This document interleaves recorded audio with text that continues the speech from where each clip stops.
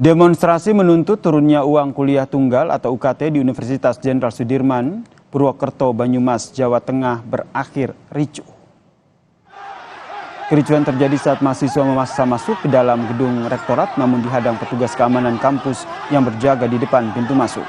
Aksi saling dorong membuat kaca pintu dan jendela gedung rektorat pecah, saudara. Pihak kampus yang diwakili oleh wakil rektor akhirnya menemui mahasiswa untuk membahas tuntutan mereka.